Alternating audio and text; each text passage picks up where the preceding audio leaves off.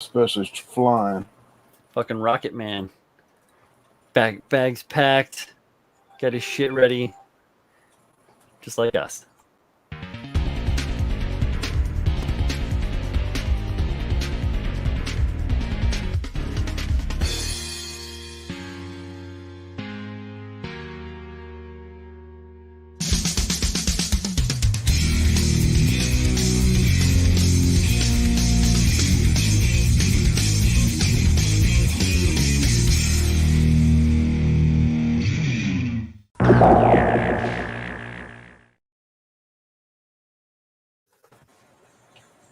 What is up, ladies and gentlemen, boys and girls? It's been a long run. Sorry for keeping everybody waiting so long, but whatever. Welcome to the KotoKai Robo-Dojo number 71.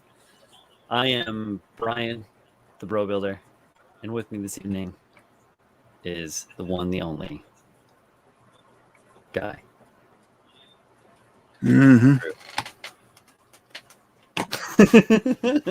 What up? How you doing, man? I'm here.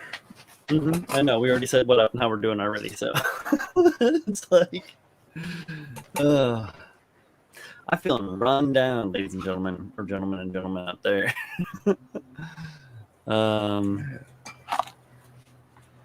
This is my day off, and I feel like I worked the whole fucking day. I mowed my yard at twilight. I could barely see, but I still feel like I did a pretty damn good job. I know that feeling. Just like trying to squeeze in every last second. I needed to take some cleaner photographs of this Messerschmitt here, so I went ahead and touched up a bunch of work on the clouds and then repainted those so that they look nice. Oh yeah. And got those skulls painted in there. They look pretty fancy. I kind of see them a little bit better now. They don't look so weird. They're popping off just like different colors and all that. But that's just like a little bit of highlighting with the airbrush. Nothing super duper fancy. I sculpted in there a little bit more to hide some of the attachment point from the way the wing intersects with the clouds. It should take a long time. Like, oh my gosh, it takes such a long time to do that shit. Yeah. It makes me like, why did I do it? It's like, why do we kill ourselves for this stuff? No, I do it because it looks cool as fuck. That's why I do it, and I really do at a base level. I do deeply enjoy it. But it's just like sometimes, man, and I'm in there, and I'm like, there's all these intersecting weird angles that are all organic, and I'm just like, let's make our make this a little bit better. There we go. And yeah, and everything, it all counts, but at the same time, it's just like so much, man. Yep. Everything counts because just that little extra detail might actually, win somebody over. Oh sure, yeah, and I'll take it to the shows and do the thing. Yeah, let's make that background not so dark or bright. Yeah, I'll take it to IPMS next year. If I can make it out to Nats in the end of July, I would love to, but at this point, all of the hotel rooms for the convention, like there's 2 hotels. Oh god, pardon me. 2 hotels for the convention, and I'm pretty sure they're all sold out by now. They've been, it's been almost a month that the reservations have been open. So, oh look who it is. Haro 69. Haro 69. Oh, Lord. What's that? Hey, my dude. Okay, cool. Can hear you. Excellent. Trying to make sure I can hear you. What it is, what it does, what it do. It's been a long week. It's only Tuesday. It's only Tuesday. That's what I was going to say. Today was my day off. And it's been a long week. All my weeks are short this week, except for next week. Whew. Because random election day, Veterans Day. Full week next week. Week after that, Thanksgiving. I kind of remember that going through school, how it was kind of like that. You like started school and then you had like a bunch of days off. Oh, those are worse. I Mhm. hate short weeks. For worse than longer weeks. Why is that? Because everybody's psycho? Yeah, Yep. figured know that how was the people case. get when they think that, ooh, they got a day off. That means, we're not going to have as much work. And then they think that, and then they're wrong. They You don't can't know. say, we only have 4 days this week. You're getting off because of election day. It's not a holiday. It should be, though, honestly. It should be a holiday. People should not have to go to work. People should be able to go and vote without, like, having to compromise their life. Because, the wealthy can just do that. The wealthy can just be like, I don't fucking need it, But there's some people out there like, I can't miss a day of work because I got to put food on my family, as George Bush would say. Yep. I miss the days of Bush. No I miss shit, the right? comedy gold. I miss Oh the my God. comedy gold. I thought it was so bad back then. I had no idea. I was in college and shit. Oh, silly, silly, silly. What you working on, Drew? I am working on the Sotheby Verka right now. I You're wearing a started on Sotheby it. shirt too, aren't you? Yes, I am. I thought I saw that before. Started on this bad boy probably around 11:45 this morning, and I've already gotten torso, head, waist already done. There's a whole lot of parts. Am I wrong? Yes, there are a whole lot of parts. There are like up to the letter T in runners, and there's multiples of those. Oh, dude, I know. I built one, gosh, several years ago. That was probably like Workbench Stream number 40 or something. I put one of those together. But I'm doing this to get, because I've got the Nightingale sitting over there. I want to go ahead and build it, but I want to build all 4 units at once. I've got this. I've got the master grade for high new and new sitting over there needing to be built. Mm-hmm. So I'm going to try and knock out at least the high new and then build the Nightingale right behind it. Okay. The high new is once again a lot of parts. Yeah, I know. It's But not a as fun bad build. as it's not as bad as this one is, though. No, you are correct. It's- It is absolutely not nearly. There are not It's nearly as also many older. gimmicks. Yeah, it's also older, so Yeah. I mean Yeah, they yeah. don't have all the open frame transformation gimmicks like this one has. Yeah, exactly. Where all the slats and the Yeah. various panels pop and slide and Yep. do a dance and slightly transform. They're all pretty fucking awesome. I gotta say, man, that kit is so good. Well, I'm enjoying it. I've Andy had one. says, "I knew with dang beef." Sorry, what was it? I have had one part though that had an issue, and that's on the front skirt right here. You can barely see it if I put my finger on it. Uh-huh. I went to take it back apart, and because you it's so popped it. thin, right when it's so thin right there, it just snapped in half.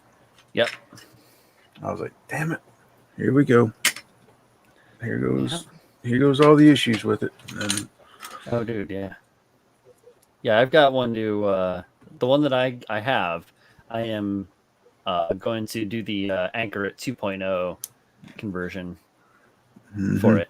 So it's all boxed up and cordoned off with all the parts for the resin separated out and labeled appropriately and all that shit. Blah blah blah. Yada yada yada. Yep. Yeah, I remember what did Pav say about it? Because he has the 1.0, doesn't he? Already built. So I mean, I don't know. I built the 1.0 as well. I mean, what do you mean? Do you mean the ID 1.0? The Infinite Dimensions Anchor at 1.0? Or the Sazabi 1.0? The Sazabi 1.0. I built the old Sazabi from 1990. before they did the Verka, and that is like a GoBot, kind of really big, very very limited posing. Like it can kind of stand there at best. It's like the 1/100 Nightingale. It's a brick that may move very very very little. Yeah, you get a little bit of rotation on the wrists, a little bit of movement on the arms. That's about it, which is fine because I parted it out. I used it for some builds. I've given some parts of it away. It's all right. It served its purpose. Yep. Hey, Chooch, man, I feel for you, brother. Getting all them boxes ready to go to SCMGMC this week, man. Yeah, Julio. Why aren't you hanging out? What else you got to do? He's like, I'm probably spending time with Tosh. I'm not gonna lie. That makes total sense. If you were gonna go away for a handful of days, would you not spend time with your squeezins beforehand? Dylan's like, I got this cat. All of a sudden, it's like, I gotta be here. I gotta annoy you. 5 minutes ago, before I hopped on, still on the other side of the room. Get asleep. What he hears, and she's like, I just gotta bug this shit. So, and then I give her attention, and she gets annoyed by it. What? Yeah, my cat. I look at my sleep score, and like every day at 4 o'clock in the morning, I wake up like 3 different times, and it's because my cat comes and jumps on me every day at 4 o'clock in the morning, and like dances around on me and goes. I don't know why. I think she wants me to open the front door or something so she can look at the window, but she can't fuck. Not a big cat. Like, she's a small little thing. She's Mama. Her name is Dog.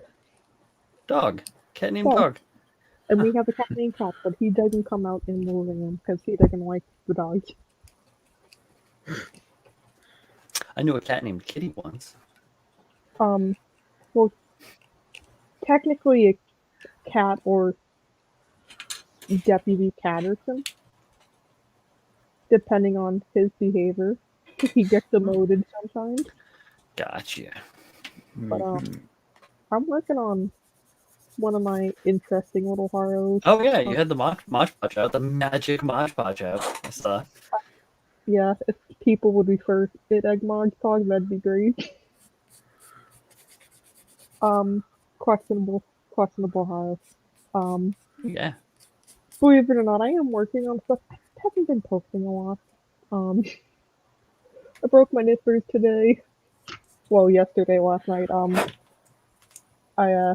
was building them. Ooh, we just lost your mic a little bit. Yeah, you lost your mic there. I think it was when you adjusted your laptop. Yeah.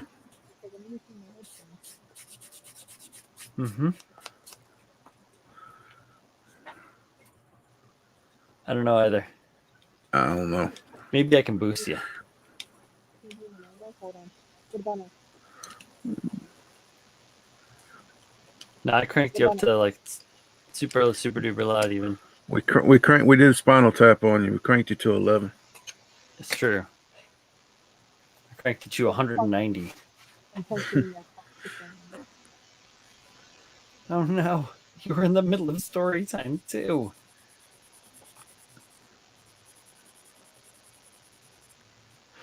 I can hear it. There's like a little feedback or something too. Like there is a disconnect.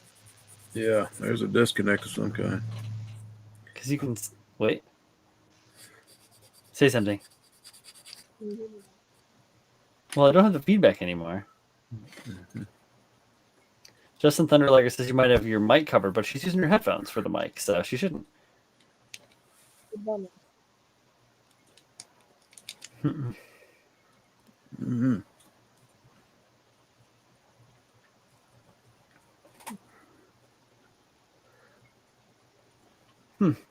On the sidebar over here, Julio says that Tiny Tina's DLC is free on the Epic Store, and that you can play it as a standalone.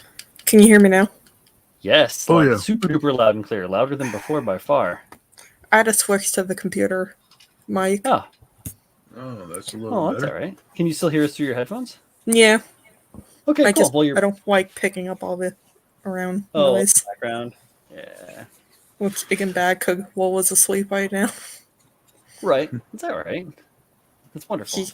She currently literally stretched out across the floor. That's her She job. lays in front of the gate at night, so I don't go past the gate. Cause she thinks that'll keep me in this area. I just open the gate and I walk forward. She tried stopping me. Her new thing now is gently grabbing the back of my ankle. Mm, So gosh, like that sounds like fun.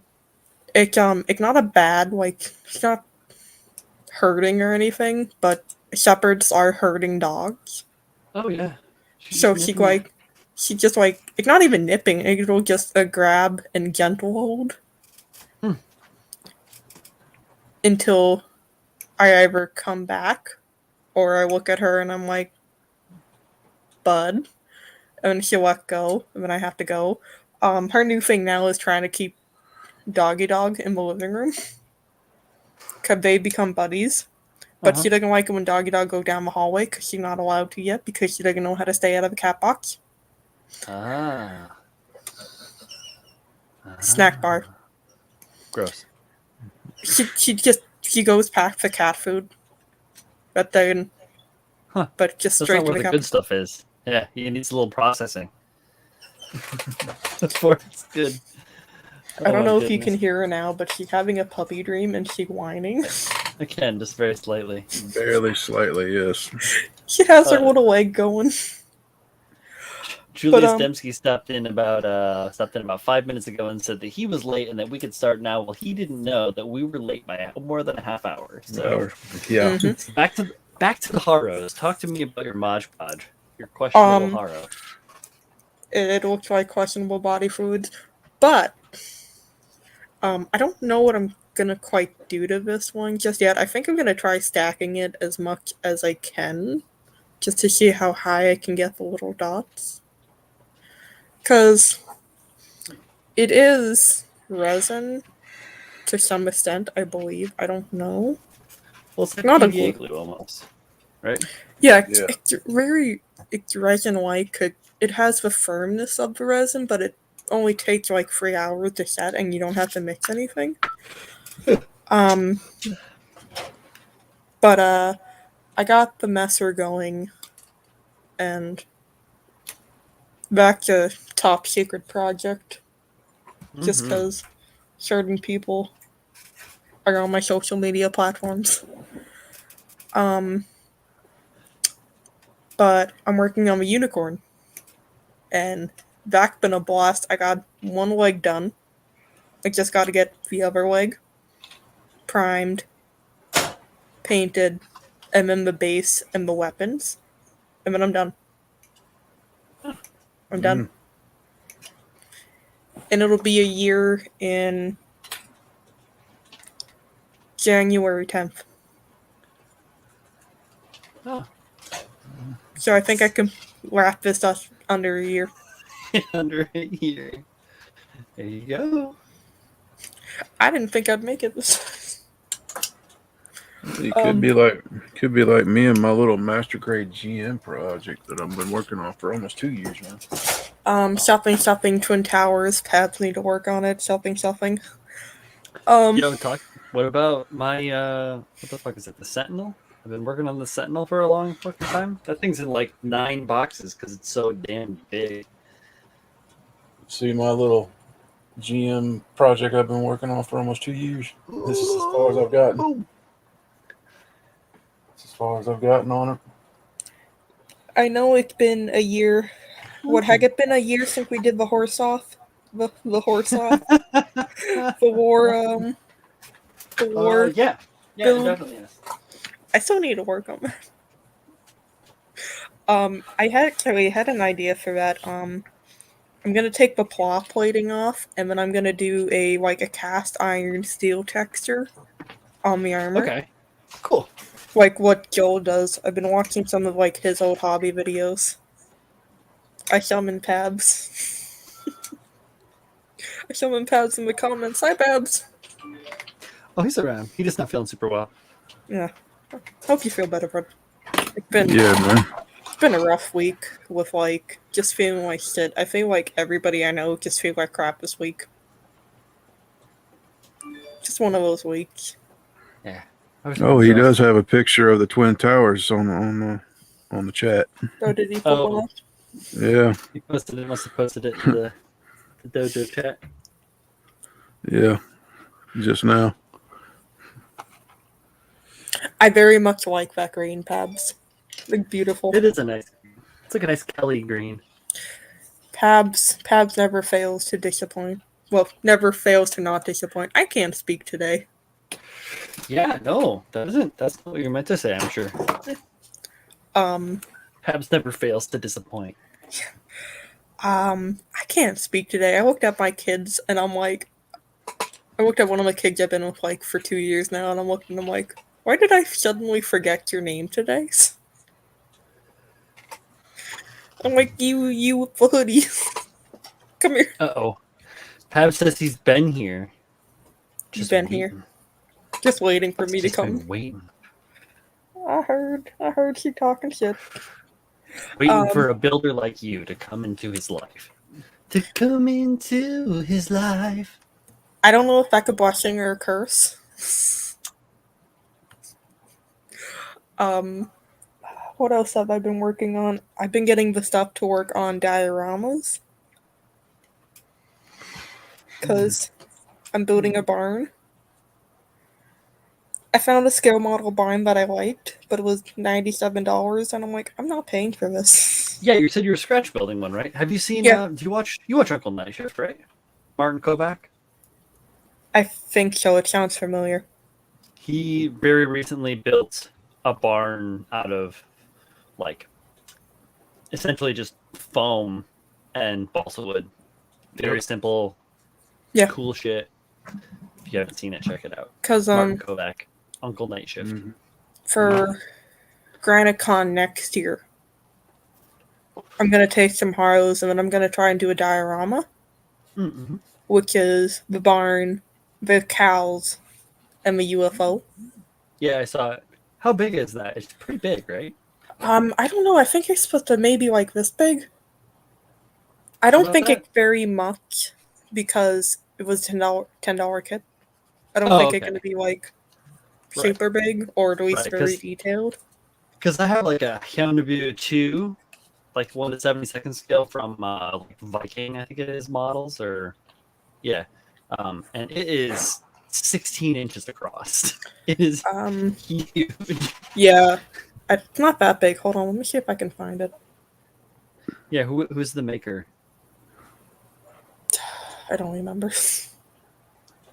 I know. I'm trying to look on the box. You had to like put it up in your stories or whatever, but I couldn't see the.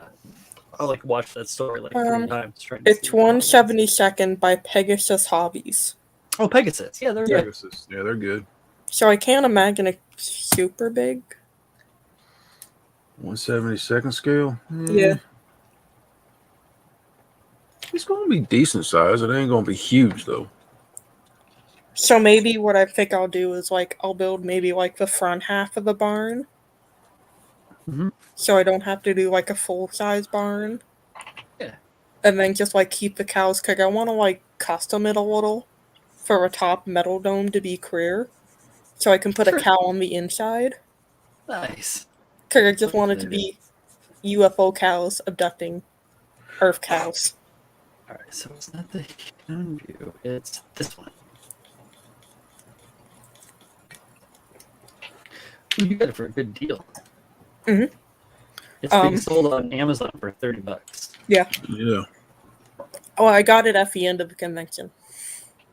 Oh, yeah, convention, of course. Perfect. When I was when they were starting to pack up. There were 8 inches in diameter. So Yeah. it's like about that wide. I wonder if my cows are gonna be too small for it then. 2 inches 2 inches bigger than a dollar bill. I wonder if the cows I have are going to be too small. What size? I know those little cows you got. I've seen those before too. I don't have They the like scale on me, and N scale. I don't remember the scale at the cows. moment. Yeah, it's cool. We'll look a few up. I'm sure it'll be somewhat easy to find. Yeah. How many scale cows can there be out there? You'd be surprised. I stared at quite a few of them. I went into my hobby emporium and I looked and they had a bunch of them. I'm like, from really, really small to like decent sized. And I'm like, oh, I don't know which one to grab. I'll grab these. Gotcha. Let me go. I'm gonna go to Google. Well, I mean, if we're talking scale, I mean, you also got to factor in stuff like N scale, O scale. That's what I was thinking. If they were HO scale or N scale, that's what I was thinking. They're probably N scale. I'm guessing. Bastard. Hard to say though. You don't know. Never know. Shopping. Here we go. Show me the packaging. Nope. Nothing. Ugh. Dead milk cow. Oh. That's pretty vile looking.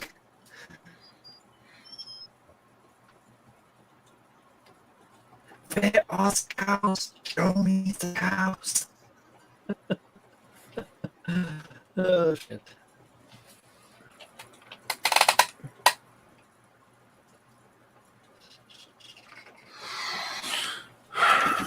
Okay, I got plenty of them. One more thing to check. Go to this little site I know it's called Jay's Chat.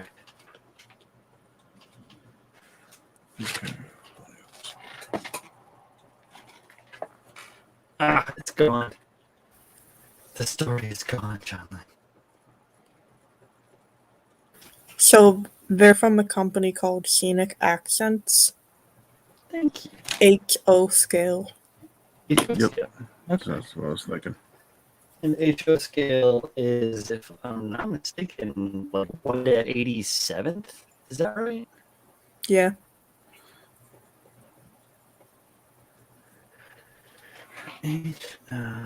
Scale.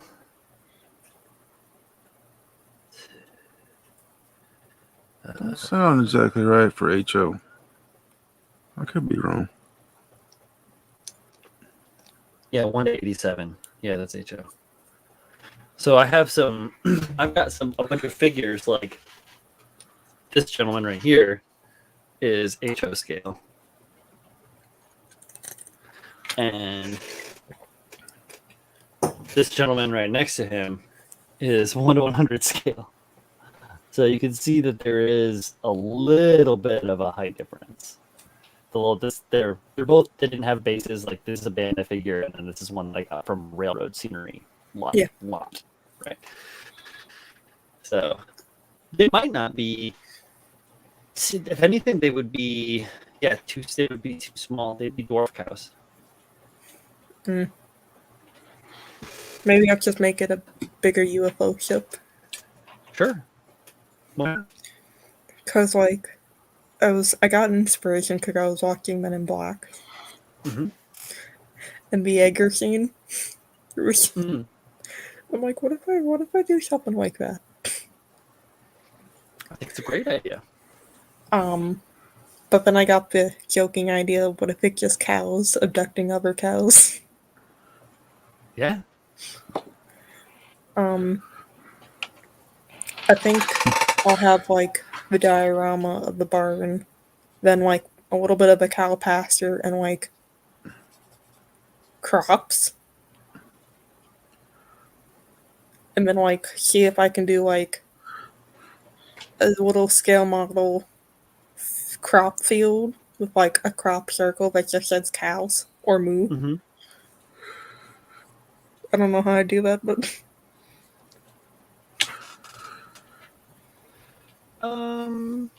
it just takes a little bit of planning, I think. yeah. Okay, I like GraniteCon. I don't kind of regret. I should have brought something that was like a little non-Gunpla.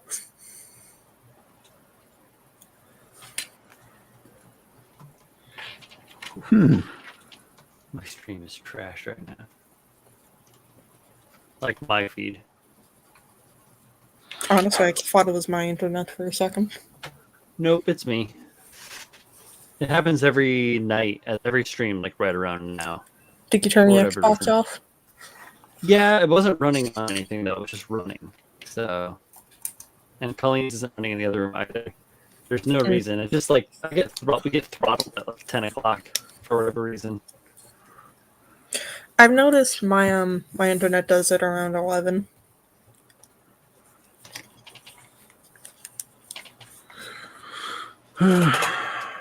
Mine usually does it about 8:30, 9 o'clock. It'll throttle for about 25, 30 minutes, and then it'll clear up. Yep. Chris, if you say move 3 times in the mirror, you're just gonna get Doja Cat in the cow costume.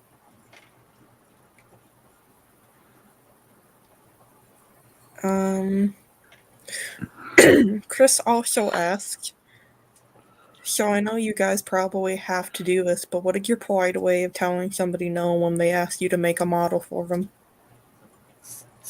No.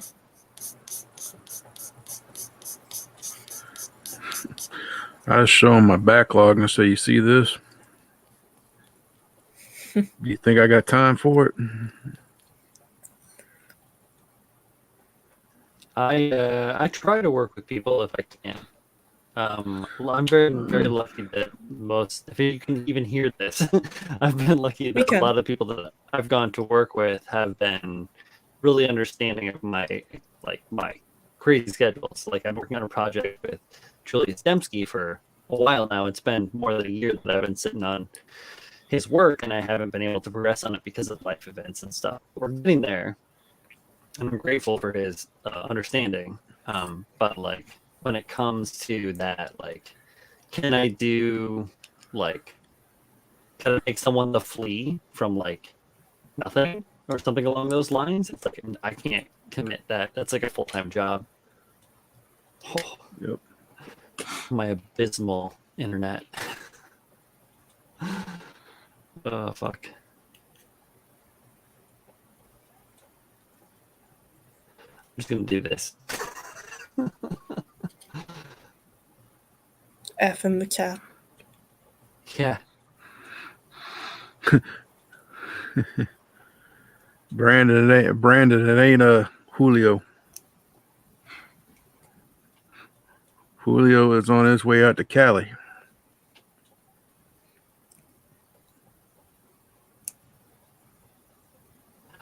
Yeah. That's the guy. Guy Daikogi, otherwise known as Drew. Mm-hmm. Now, I can go Irish on you if you want now.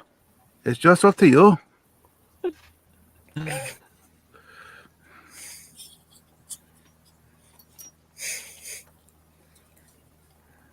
Or is Guy just the country version of Julio? Whoa. Say stupid. Huh? Say stupid. Y'all some idiots. Say stupid like Hulu. Stupid. You stupid. Now say water. No. Water. I've never been more disappointed, Guy. What? Water's water. Exactly. Water is water, except for when it's beer. Then it is a holy water.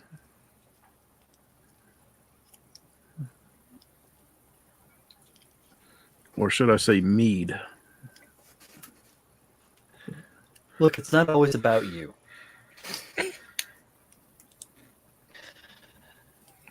I don't know. One of my local breweries put out this hard apple cider, and like I'm sad because they're done for the season. Cause it's like it's gluten free and it doesn't give me a stomachache for being a hard drink. Mm-hmm. I'm like, I put back like 4 of those one night. Worked for me, vetting a lot. Very good though. First off, Justin, when and where can I come get a sample?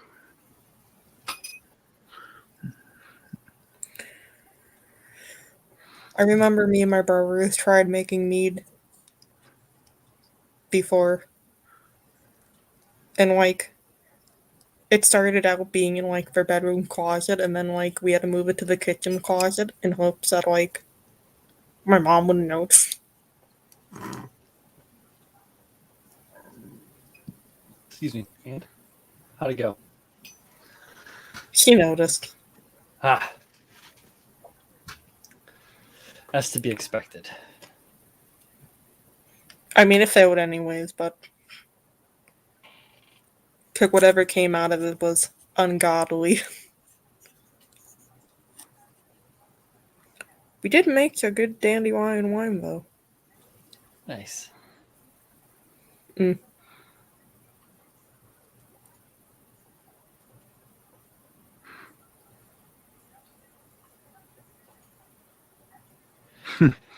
Oh, we got a moonshiner on us here. It's all right. We got our own popcorn Sutton in the chat.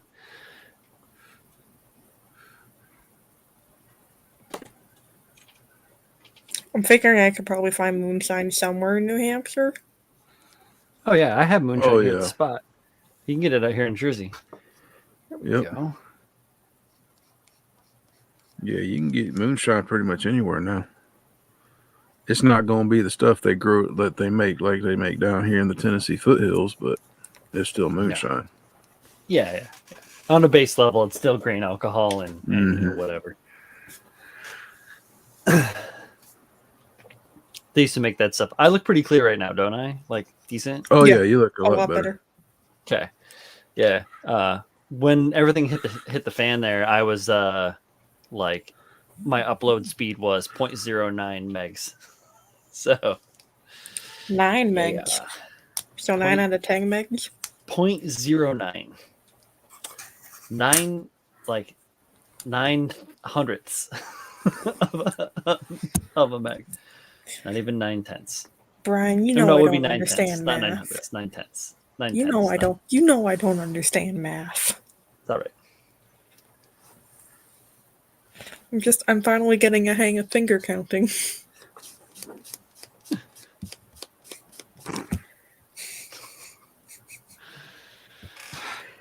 Well. Yeah. So what I have been doing, here we go. It's Guy from the acclaimed shows like My Ties with Z and Guy, which hopefully once Z's life settles down a little bit, that can start to happen again. Yeah. I finally got this to the point where I could paint it black, which is the step before I actually start to paint it. So it has been a long road to get it to the point where it is. I realized, I reversed all those panel lines on it, right? There's so many.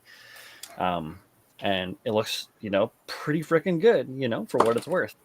And so I did all that work. And as I was watching some informative stuff on the A10 on YouTube, I realized why they made all of those panel lines on the back of it raised. And it's because there aren't panel lines.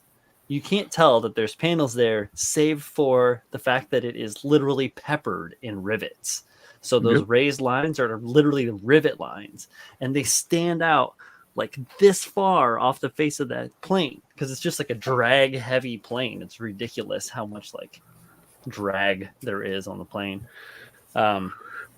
So what I technically should have done is I should have mapped it out and then erased everything and then got rivet decals, which they make that are like these tiny little rivet bumps of whatever, like varying sizes. And I could have replaced all of the lines with rivets. That would have been the way to make it like accurate. That being said, this is fine. And I'm looking forward to actually painting it and getting it to that point. I went through yesterday and, or no, was it this morning? I went through I guess last night and this morning, I went through and put all of the many pieces of ordnance on the various sticks that I'm gonna have to paint. There's so many bombs and missiles and parts that go underneath the plane, and then there's a little like pilot and a couple of little cockpit parts that I also have to paint up. I should probably be working on that because I can brush paint that shit right now. Actually, that's not a bad idea. We substituting for Julio's Wet Palette Wednesday on Tuesday night.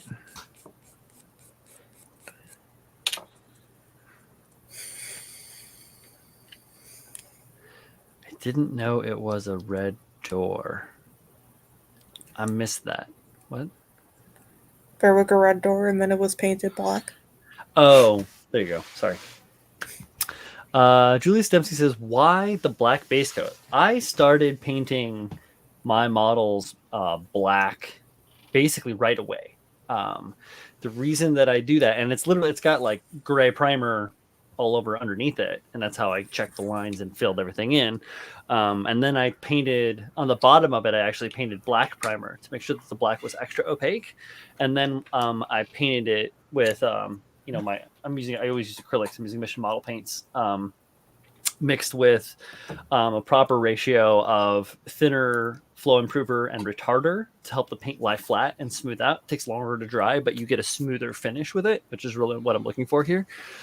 The reason that I do black is because what I do then is I go back with white and I highlight the panels and I highlight the areas that I want to highlight, as opposed to doing it the other way around, where a lot of times people will paint a line by spraying black over white or over gray.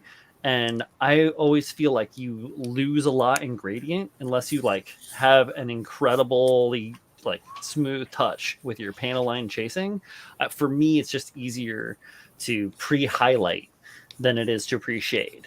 Plus I can also affect like zenithal aspects and control the lighting a little bit better from where it goes. So that's why. Good story. A lot of. Go ahead. I like using black primer because I feel like colors always show up better on black primer than they do on white primers. Well, that's to play to the effect that black makes color richer. Mm-hmm. So it makes it pop more. This is the first time in like 2 years I've used the white primer, and that's only for the unicorn. Yeah, I don't. Even if I did that, I would go black and then I would paint it back up to white to do the shading, and then like here, like take for example, the tank for the Messerschmitt. So painted black and then painted the white to highlight it, and then painted blue just directly over the top of everything to give it shading. Same deal with the bottom and the top, even everywhere on it. It's just like painted the it's super duper shiny right now because it's gloss coated for finish work. But yeah, just painted it black and then painted it white and then just painted the blue right on top of it, and it went on perfect and gave me this. So it looks like, I mean, I've been back through it and I've done some panel lining and I've added a little bit of oil to it, not really panel lining but oil wash to highlight the aspects of it.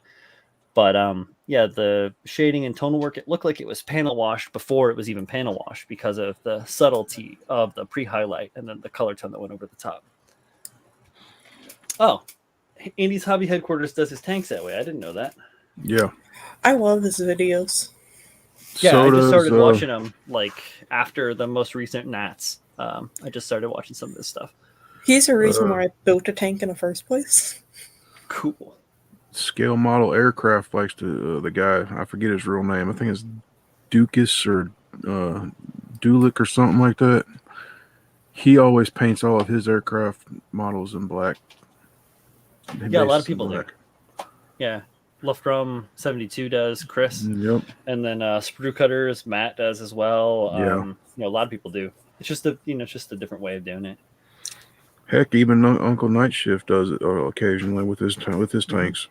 Well, and I don't always paint black. I like to start with black, but I've got like a mahogany base. I'll use mahogany. Sometimes I'll mix my own bases for different colors depending on what, what my final result is, because black doesn't always work well with with every color. But the color scheme that I'm doing for this, which is like a mottled blue into gray, like into tones of gray, it's gonna work perfectly. When I was doing my Yaz Panzer, I had to strip it because I tried doing the black base, and that just didn't work very well with the yellow. So I did the yellow base, I did white, and I did some little bit of shading with like a mix of like camo green, and then the yellow I was gonna paint it with. Yeah. And then I went over with the yellow, and then the camo colors. Turned out a lot better than it would with the black base. Yeah, you build up those layers. Just like it's a very painterly way to approach it too, is building up those like semi-transparent layers of paint on top of each other to make that opaque, or that like gives it a lot of depth. Good shit. But I'm gonna call it a night, dudes. I respect I'm a that. lot more tired than I thought. I've I been would yawning since we started. Don't feel bad. But bye guys. Thanks for joining us, Later. gentlemen. Have a good night. Man, Colin just jumped in. What's up, Colin? How you doing out there? Hi, Craig. Colin. What's going on, Craig? So, everybody's talking about they yawning. I'm freaking just waking up, it feels like. Here you go, guy. Hey, Furious says, holy shit, I just looked up at guy face cam. Bro, you're looking good. Yeah, well, 80, what was it, like 85 pounds? Yeah, almost. When I walked in today, it was actually 87. That's tremendous.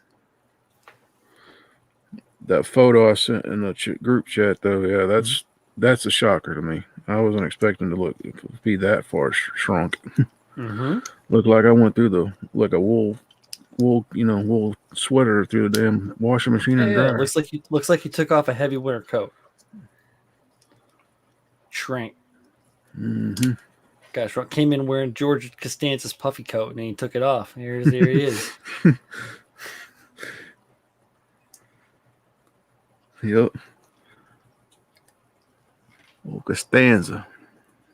Here, Chris Collins talking about the pink base over or under a yellow, for that matter, and I agree. Pink base is great. I have been proponent of that for a while. I also like a purple. Works pretty good too. Really light purple with a white, again, the white highlight over the color to get your brightness. Cool shit.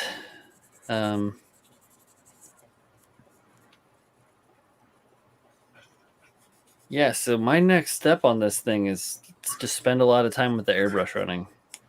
Yep. So we're not doing that tonight. No, sir.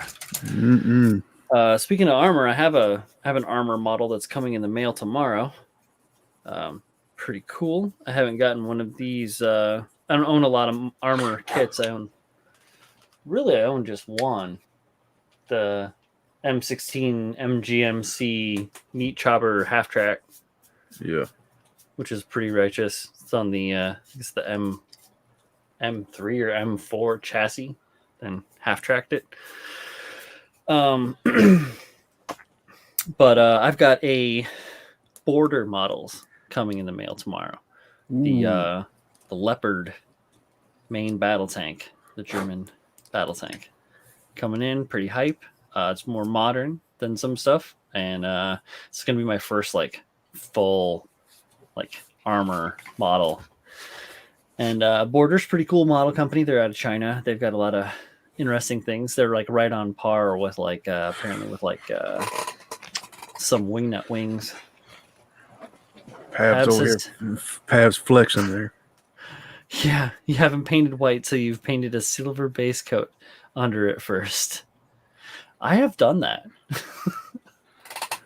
I did it's not even out anymore. It's in storage. My Landman Roadie Custom was all done. I tried to do it all in pearl candy.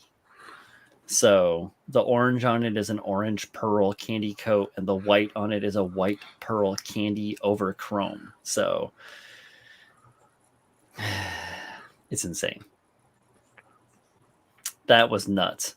Even just getting because I did it all in acrylic. So like trying to like teach myself how to get a good candy out of chrome, like acrylic chromes and acrylic top coats. It's hard enough to get a chrome out of a lacquer.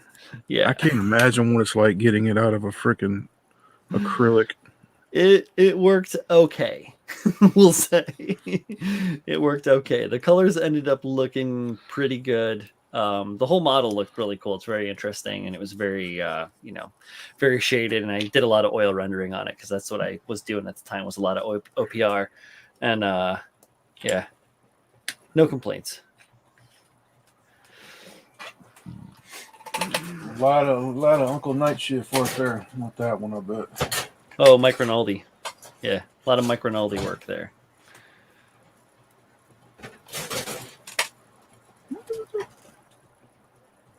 Okay, I'm losing my mind. I just lost a piece. Uh-oh. What piece? One of the cover pieces that goes right here. This one. Oh. That one. That's a pretty big piece. Yeah. I think I found it. I didn't cut it out is what it is. There it is. That's good. On my first time I built up the Stein, I think it was the Stein. Yeah, I was just cutting through it and working through shit, and like I cut because at the end of it, it has these grenades that sit at the end of the shield at the tip. Yeah. And I only cut half of them out. I cut 2 instead of all 4 of them out, and then I just got rid of all the runners. And it wasn't until like I didn't fully assemble it until like I don't know, like a week or something later, and it was like the recycling had been gone, and that shit was just like, see ya. So be careful, pay attention, read the instructions. Paul never reads the instructions. If you haven't picked that up yet from my live streams, yeah, I'm just gonna wing it. I'm just gonna wing it. Instructions, but yeah, he does. Yeah, he tends to occasionally he'll get off the beaten path. See, my thing is when I know I'm going to do the legs and stuff like that, I go ahead and get both legs cut apart at the same time because I know the majority of the parts are going to be the same. Mm-hmm. It's just orientation and all that. And I'm like, oh, I'll do that this time. And I forgot to cut this one on the foot. Oh, shit. Ty Fury says he had a dumpster dive for the MG, the Jesta visor for one clear part. That's rough. That is rough. I have definitely dug through the trash to find stuff, though. I have to. Successfully, no less. You know.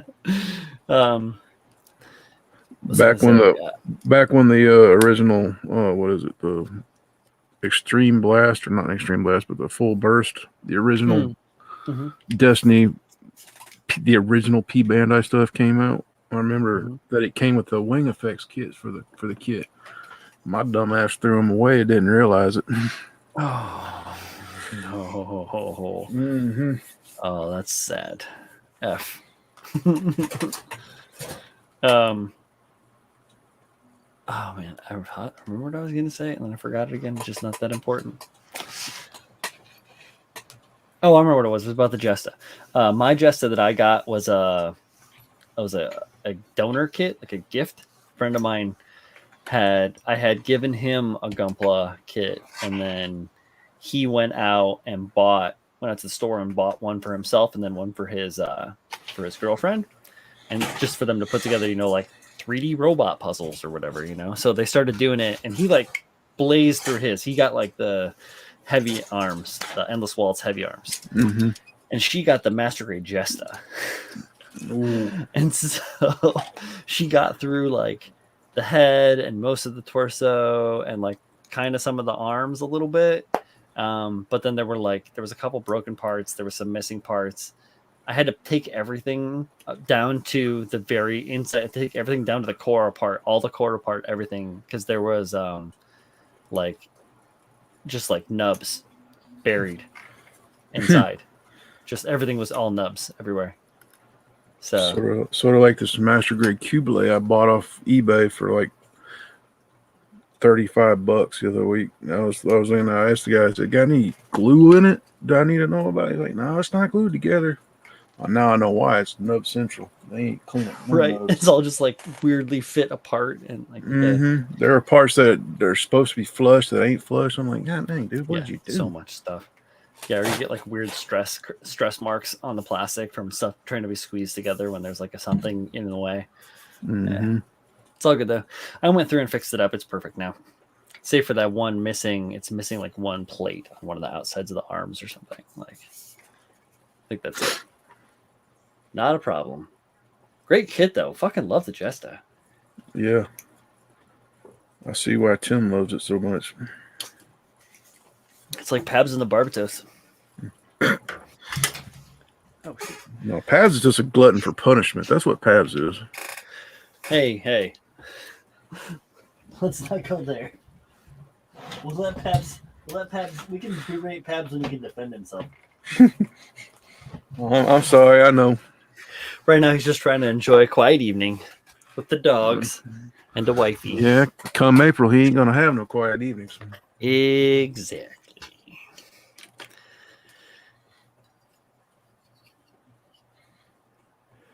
I did want to say though that Ty Furious Ricardo for jumping out there and doing that dumpster dive, retrieving that part. Get a gold star. That's the good shit. Let's see.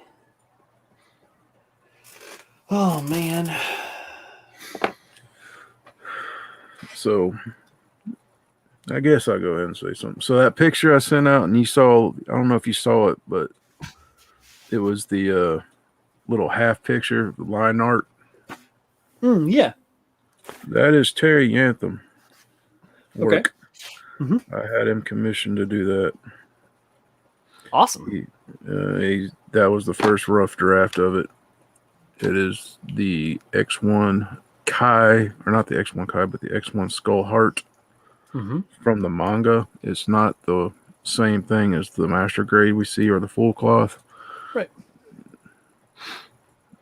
So, and it's really like the star of one of the mangas. So, one of my favorite kits. Yeah, I'm building a custom from later in the Bandit Heart series, just from a one-off with Harrison Martin. I think you've seen it, right? Yeah. The Barbas. MS06 MS Barbas. Yep. Funky thing. And I mean, when Bandai came out with the patchwork, I was like, okay, the patchwork is fine, but you really need to do justice because you got to do Skull Heart before you do patchwork, because Skull Heart came before patchwork. And they're like, well, you can just take one kit and modify it and make Skull Heart. I said, yeah, but it's not the same. Right. Because Skull Heart had different weaponry that the other kit didn't have. Yeah, that's what you end up having to scratch build or like modify or whatever it might be. So Helsting Oz Unit says, I like the Gym 2.0. I too like the Gym 2.0. I like a lot of the gyms. I didn't really I didn't like them until probably until the second run of Thunderbolt came out. Like, yeah. or when I started collecting the manga of Thunderbolt was when I really started to appreciate the gym as an MS more so. And then I had to build one a couple years ago for that Bandai thing, where the Meijin Kawaguchi said my work was laser precise, and I thought that was pretty nice to say that. Yeah, I'm just kind of bummed that the Dom's not getting a 2.0. It's getting that 1.5. 1.5. I wonder why. You know, Man, are well, they doing I mean, something else? Like the original 1.0 kit's so good. It really didn't need to do a whole lot to it. I mean, there are little things that it could have been better. But Yeah, the outer armor, yeah, that's a given. I'm pretty sure that's where the changes are going to occur, is the outer armor. Because yeah, well, I think mechanics too, because it doesn't have a whole lot in the way of. I mean, the kit itself, like the MS, not the kit, but the mobile suit itself, doesn't lean towards posability or shit. It's a hover mech in essence. Like it's not supposed to be running. It's not supposed to be doing these like dynamic action poses per se. It hovers around and shoots a bazooka for the most part. Yep. And it has that ever so underutilized scatter beam cannon on its chest, which in close combat was that proven. like yellow like lens. I still gotta finish up I've got it over here, the Dom Trope and the resin. The thing that I effed up on is that I got the Rec Dom because the frames are essentially the same. I got the Rec Dom because I couldn't get a Dom 1.0 because they are hard to get hold of. So yeah, I got a Rec Dom and it has a different bazooka that isn't compatible with the resin bazooka add-on parts that I have. It's okay. I put it together and I put it with that Marisai that I gave off to Zach out at Galactic Toys. Well, Speaking of that, I got a 1.0 bazooka you can have. Oh, no shit. I got 3 DOMs up here I built, remember? Oh, fuck. Well, yeah, if you've got one to spare. Yeah, because I've still got my 3.0 Gramps I'm trying to finish up, but I got a little diorama set of Ortega, Mash, and Gaia against Amuro and the original series. I'm trying to build. Sure. So Amuro and Kai and yeah. Well, I don't have. It's just the final thing right before they killed Mash, or before Amuro killed Mash when they did the jet stream attack right against him in the DOMs. Gotcha. Yeah. That's cool. What I'm trying to represent. Hell yeah. Well, yeah, like I say, if you got one to spare. I got one to spare. Already built too. Cool.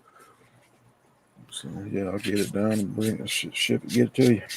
Hell yeah, that's awesome. Well, yeah, we'll talk about it obviously after stream. And speaking of Galactic Toys and other good quality companies like Galactic and USA Gundam Store, if you go ahead and check them out. New stuff is starting to come in. The flow of models is starting to come back through again. The big lull is on the down tip. So you can use my code or Julio's code or fucking Team Awful's code or Z's code or whatever. If you want Tim's Child of Mecha, I think he's got a code too. Save 10%. Zaku Aurelius? Yeah, it's all right. It's not about, we don't get anything from this 10% code. What it does is it saves you guys a couple bucks on your taxes and your shipping and shit. But it shows Adam where the interest is pointed. So if you hear from me and you use my code, then Adam's like, oh, Brian's doing a good job. And that's it. I don't get anything. Yeah. I get more usually snacks. Yeah, usually that 10% code gets you free shipping. Usually. Yep, pretty much. Yeah, about free shipping, which is tight.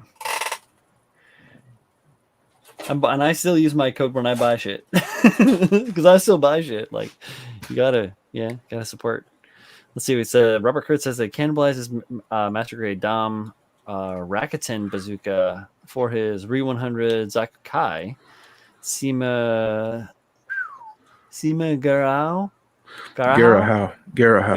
colors with the dot brown camo on parts.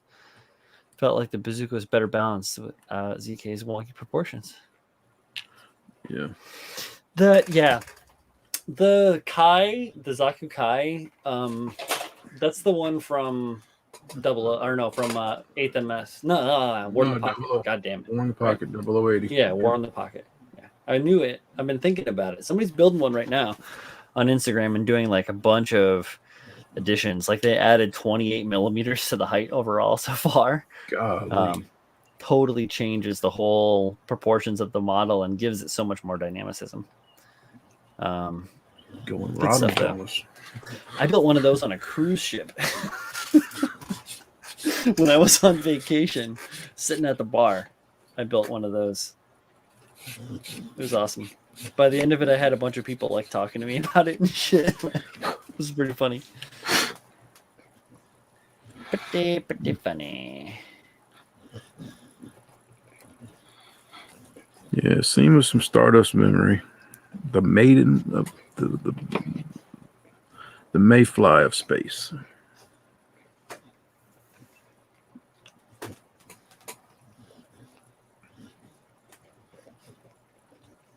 Cool. I've seen Stardust Memory a bunch of times. I can't remember who Seema is. She's the lady leader. Had the tiger pelt on her Right. command arm. Yes. Right. Of course. I know who she is exactly. That betrayed the Delage fleet at the end by giving away the plans of Operation Stardust. Yeah, and she's all like just crazy in essence. I think they just portray her as that way anyways. 0083, the Top Gun of Gundam. Well, sort of, yeah, it has that like bitter, like with the goose death, it has like Goose's death. At the end is real bittersweet. Yeah. I watch it during Christmas because it takes place during Christmas. So it becomes my one of my Christmas streams, or not streams, but you know what I'm saying, like a Saturday or a Sunday.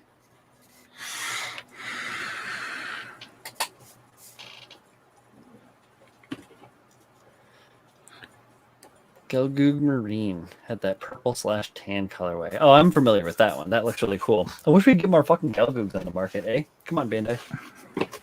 Well, the 2.0 supposedly coming back in April or March.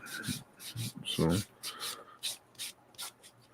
I love to see it come out again.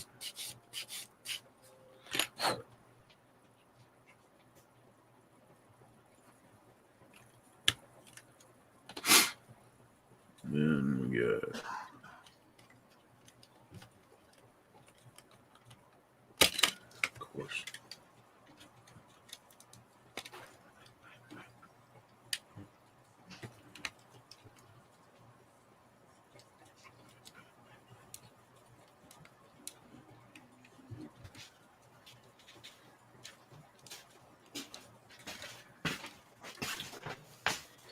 And that 2.0, is that the same one that the Peebo, that was not Luna Maria?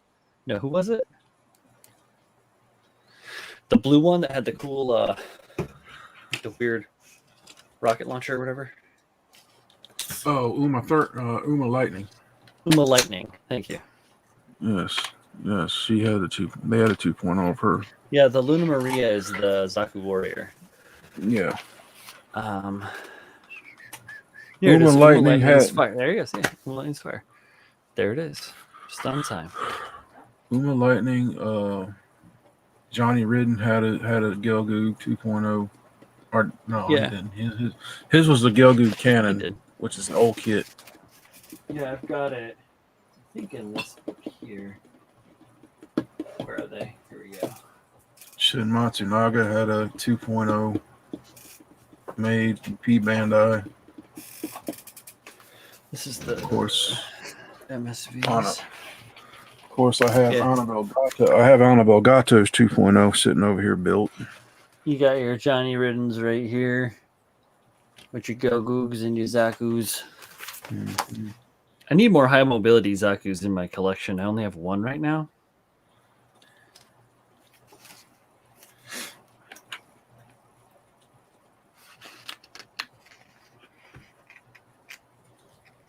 Yeah, you had the 14B and the 14C, so we had two different Gelgoogs. Yeah, the B was the high mobility, and then the C was the cannon. Yep. Yes, and yes. Which, pretty similar.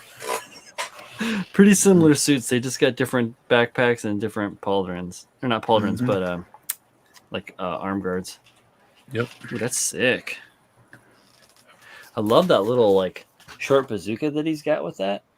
Yeah. That thing's tight. Good design, Bandai. Yeah, it looks almost like a grenade launcher more than a bazooka. Yeah. Oh yeah.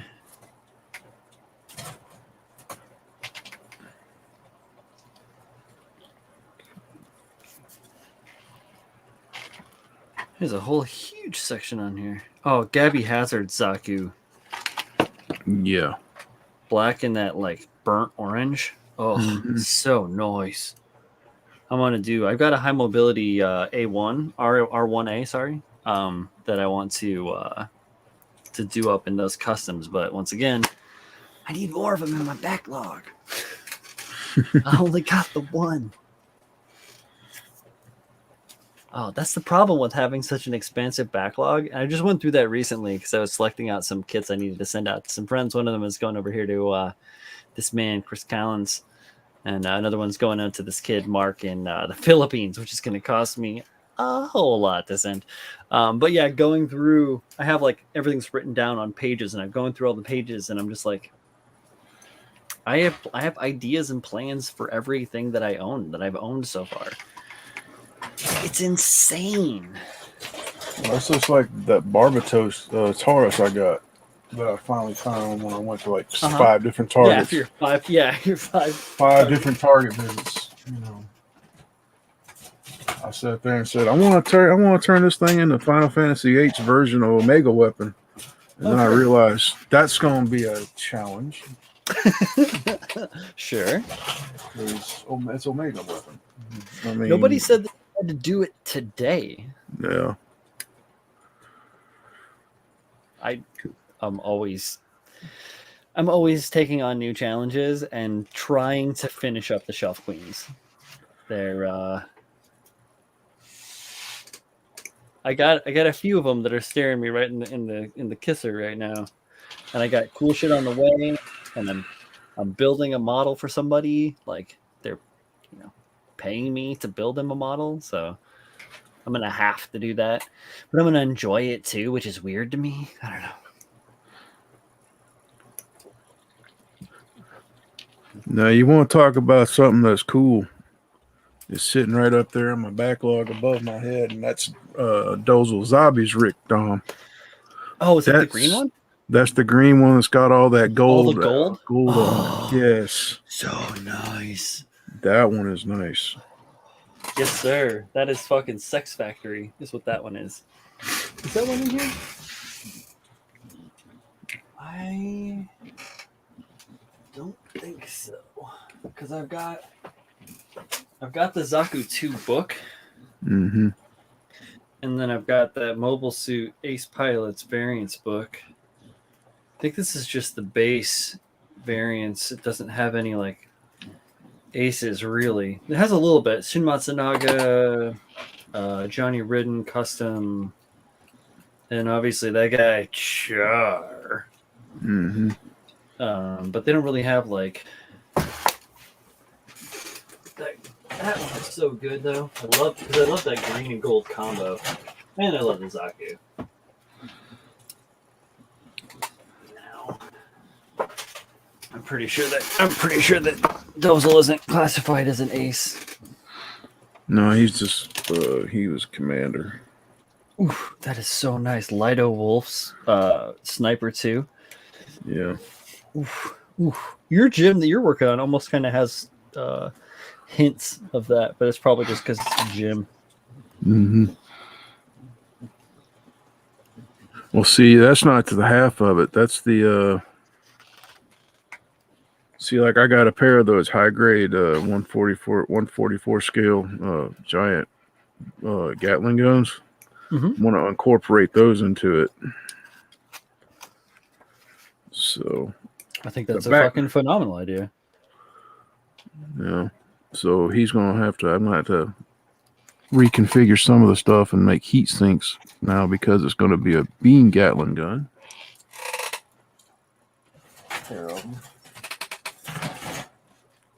Got to dissipate all that heat some way. Mm-hmm. Gotta have the sinks. Oh man, There's so many funky things out there. Zaku Cannon, MS06K. That thing's just wild.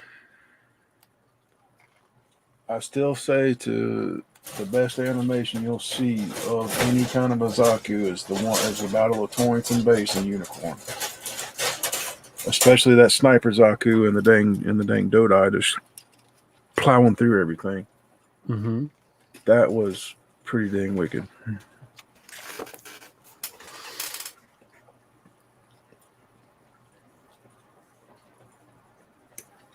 What I think about Wolf is he died in his gym sniper too. Yep.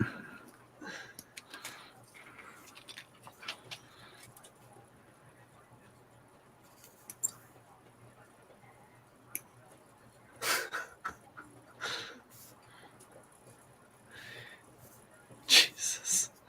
Robert Kurtz says you should get some gold medal fingernail decals that spell out Minerva above the chest light on Dozel's Rigdom. Or just do it like this across the show. Minerva forever. Like it's a Fear, Mark Wahlberg, Nicole Forever. If you guys remember that movie.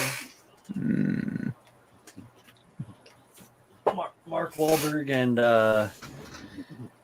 oh shit, the guy that plays Grissom on CSI is the dad, and Mark the Harmon. daughter is fucking Reese Witherspoon. Yeah, Mark Harmon. Mark Harmon, and no, is that who plays Grissom? On CSI? No, that's I don't remember his name now. I know you're talking about. Yeah, I know you're talking about. 1996. Man, I was a kid when that came out. It is William Peterson. Mm. It has Alyssa Milano in it as well. Oh, great. Man, everybody was so young back then. Of course it was 27 years ago or 25 years ago or something like that. 25 years ago. So, of course, they looked young. Those gangster tech. Yeah. Oh, my Lord. I like it. I like it a lot.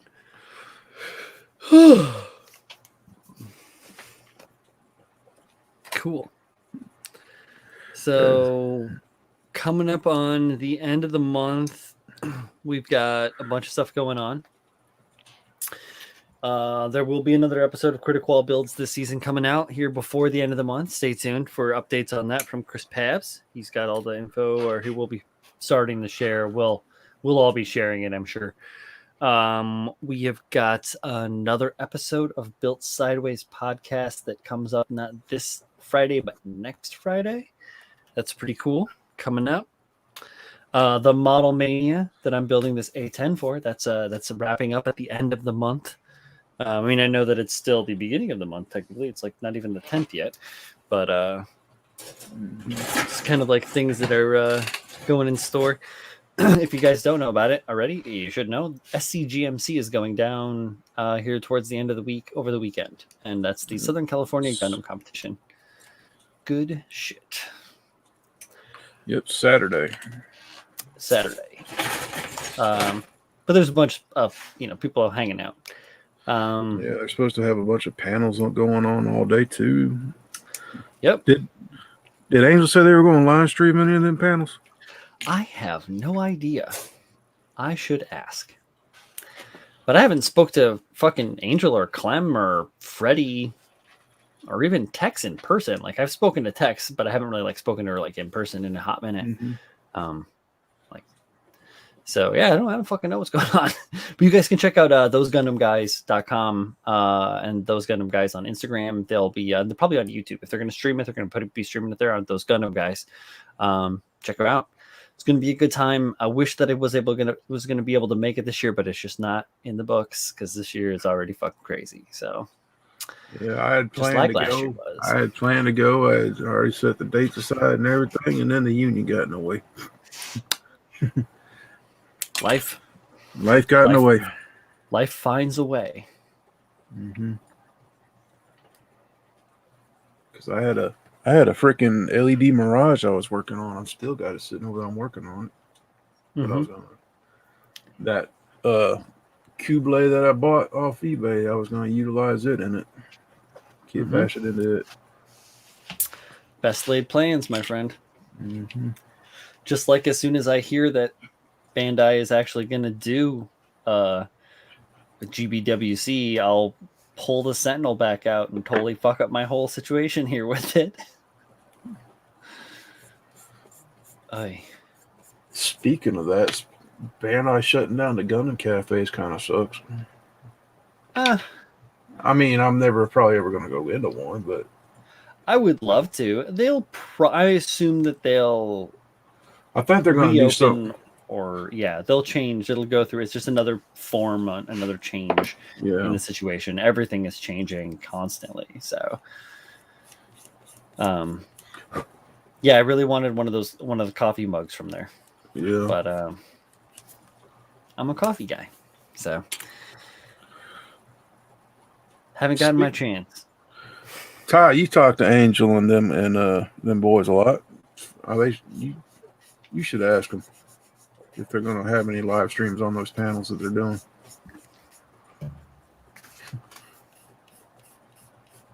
Yeah, Ty.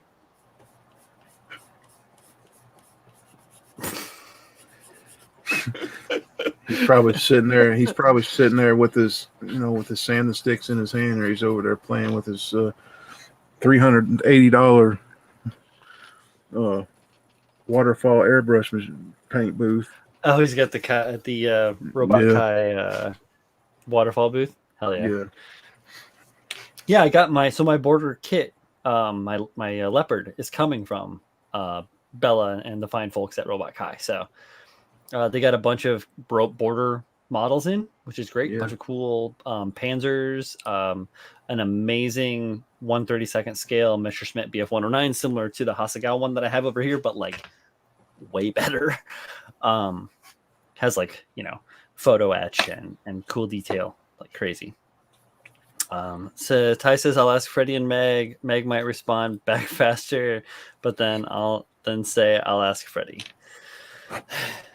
Hey, it is what it is. The circle of life, my friend. I haven't spoken to those guys in a hot minute. But yeah, so they got a bunch of new model kits coming in, which is awesome.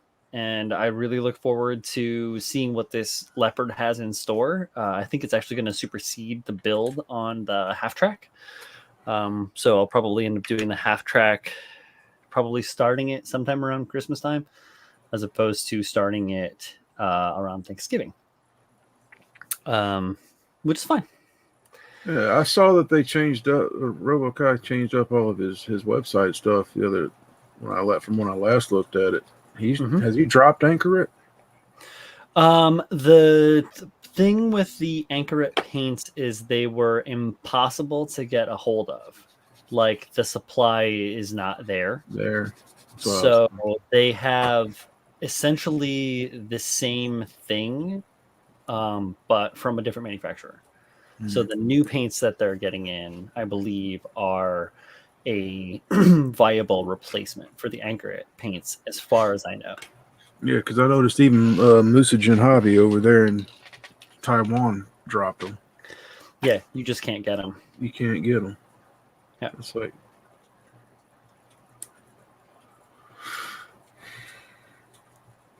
So. Yep. Makes me wish that I would have got more when I had the opportunity to get as many as I wanted, instead of being very smart about what I chose to get. I just got like a handful of things. And then I had that dang bottle of paint break when I was moving, right in the bottom, in the middle of one of my cases. You said, what was that? What was an orange or a yellow? It was the Gundam orange. It was like, all right, was it the accent orange? I've got them right here. It's still in its own weird jar. So it was the. What is this one? Okay, so yeah, it was like the fluorescent orange. I was able to save a bunch of it, and that shit goes so far. You have to mix it like 2 to 3 times with dinner. Yeah, to get it to flow right. it ain't like Gaia where you can do 2-to-1 or 1-to-1 Right. something. Yeah, just a little dabble, do you? Or Mhm. like that's the problem with like spray consistence or like premix paints, is that like they're good to go straight through your airbrush, but they go pretty damn fast. Yeah, there ain't a whole lot of paint for that spray consistency. Yeah, it depends on what you're trying to do. So if you're trying to paint something fucking big like this stupid A10, or like chicken wing over there, then the Nightingale you're about to be building, like Mhm. you don't get the house paint, get out the big sprayer. Get out the car spray Yeah, gun. exactly. Yeah, exactly. Right. Yeah. Get the catalyst and the right reducers. Get your XIM or whatever the hell it is, that crazy xenon shit. Go on, head over to House of Color real quick. Get your paint. Yep. Exactly. Have them pre-mix it for you. You'll get whatever color you want. Just take a swatch. Oh, what up, Thomas Stetton? What's going on, buddy? Squeezing right in. Right at the end. There's so much ordnance. Jeff, you're right. You need a mini spray gun. Yeah. Jeff knows. Dude, have you seen any of Jeff's crazy things? Like, Jeff has converted his like entire basement into a spray booth, practically, to spray was it one of the Falcons? I think it was one of the Millennium Falcons that he's built. He's got a bunch of like really, really big builds going on. Jeff is like he's like the old sensei up in the hills of Canada wearing shorts and a fucking stormtrooper helmet, 3D printing and building kick-ass Star Wars and like Gundam models and stuff. He's building this amazing. It's like a Patreon Zaku. Somebody's doing that guy that does like all the funky redesigns of the MSs. He's all over like Twitter and shit, like real sketchy. Yeah. So someone did like a redesign and then made 3D print files, and then like you subscribe to the Patreon, and then you get access to this and that. You're part of the community, and everybody builds it together. It's really, really cool. It's fucking amazing. I wish I 3D printed. I don't. And it's been great to watch it. It's fucking cool shit. Check Jeff out. He's great shit. He's so basically Greeley Playmo works. Jeff is essentially Master Roshi. Yeah. Yeah. I don't know if I don't think he's bald, but I don't know. I've never seen his face. Maybe I saw it once, but it was accidental, I think, when I did see it. He's very secretive, this man. Very sneaky.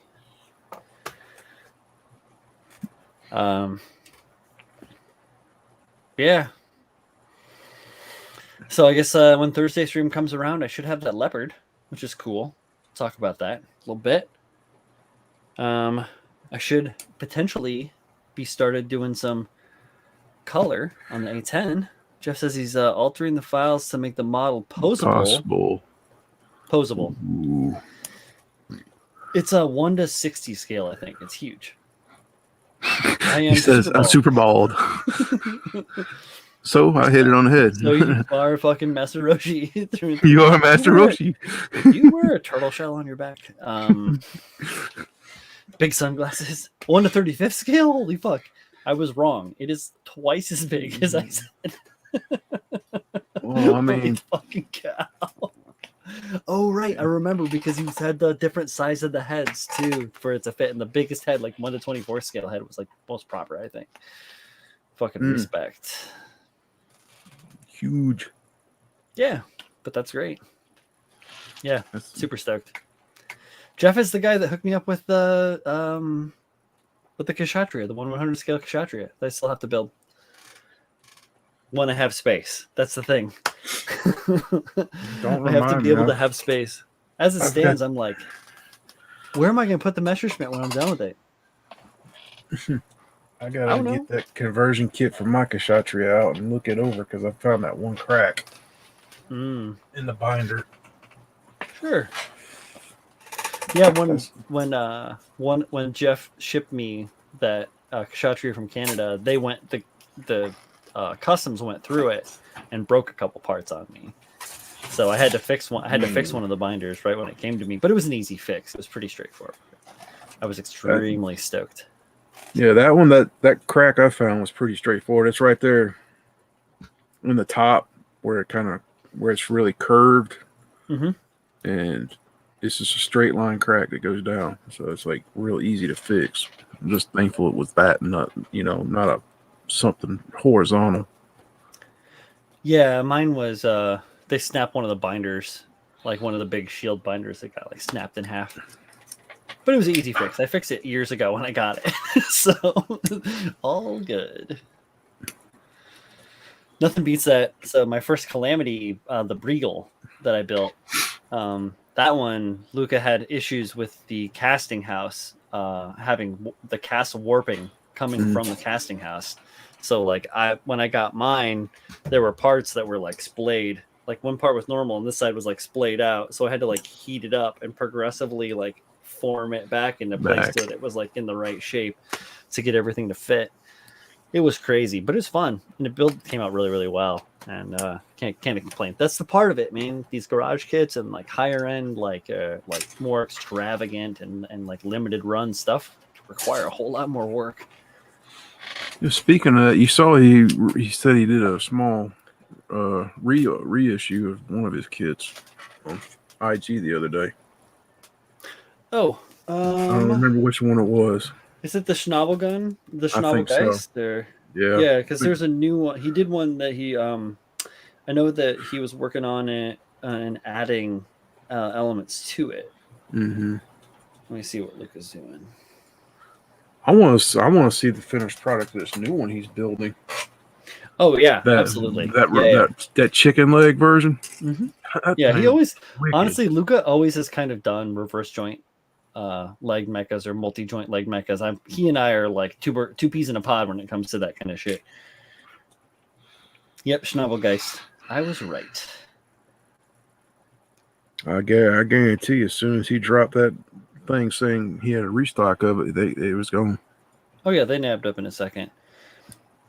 Yeah, I actually have another Breagle that's on its way to me. It shipped out like about 5 weeks ago, but because international mail is just abhorrent right now, it's like still in transit. I've been talking to Luca about it here and there. It's cool though. I have faith in him, and it's all good. Yo, that's gonna be sick. Yeah, this is what he's building, right? Mm-hmm. That's the overarching. I just wish he kind of went ahead and fully realized that. What was it he did? He converted a. Oh, the Sinanju he did? Yeah. Yeah, or the Gyan, because his Gyan was awesome as well. I think that he has issues, or the Crossbone, right? I think that he would have problems with Bandai's copywriting, being able to produce that and sell it as he is as well known as he is. Like me with my like full city conversion that I have in like limbo production. I'm too small a fish for them to fucking care about. Like, oh, this guy's gonna sell like maybe I'll sell and when it's all said and done, like I sold one to Manny, I sold one to Sam out in Cali, I sold one to no one else. That's it. I sold two. And so like, yeah, and I've got like maybe 5 or 6 of them, but I've got the molds to make as many as I want to, and the ability to, but it's just like, it's not enough of to a production point where that like someone's going to be like, I'm going to make a production run of like, 150 of these and then sell them for their value, which is like between $400 and $500 a model. Like that's, a little chunk of change that they probably don't want to lose out on. It's not like Stickler Studios or 51 or any of those studios out of China. Oh, yeah. I know they'd love to get their hands on some of them studios, but they can't. Well, yeah, for whatever reason. I mean, they fucked up Daban and Dragon Momoko. Yeah, they got Dragon Momoko. Dragon Momoko. And they're trying to go out. They're going after Supernova right now.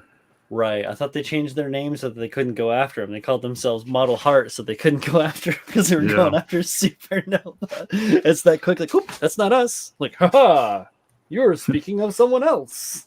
Yep. Sir, are you just not wearing a fake mustache? No, you're thinking of my twin brother. Yes, he's a terrible person.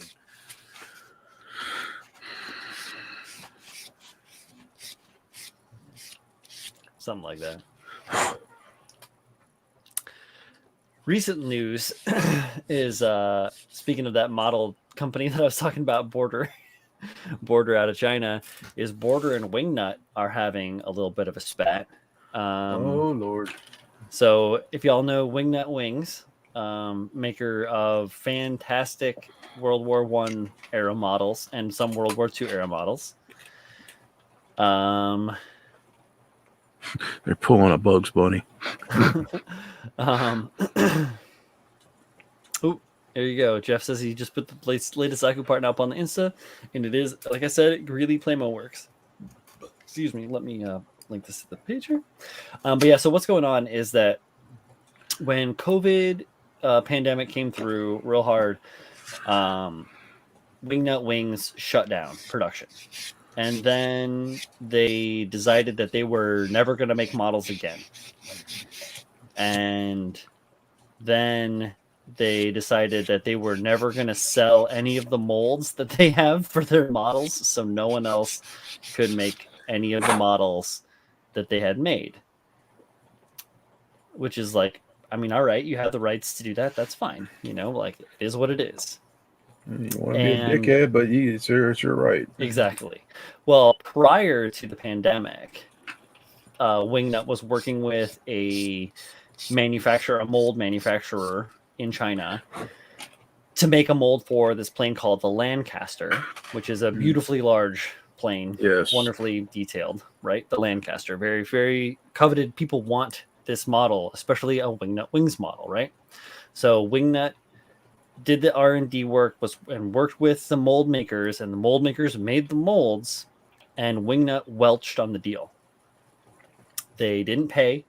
They were contacted by the mold company, and the mold company was like, yo, we need to get paid for this. If you do not pay us within a month of the receiving of this letter, we're going to just sell the molds to somebody else because, you know, we need to make our money back on this deal.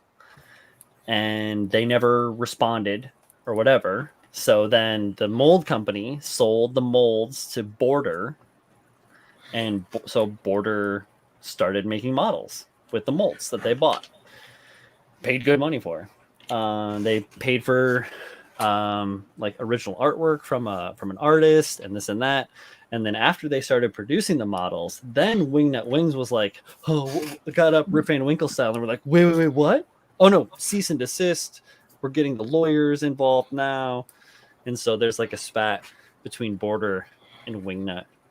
And Border is basically like, piss off.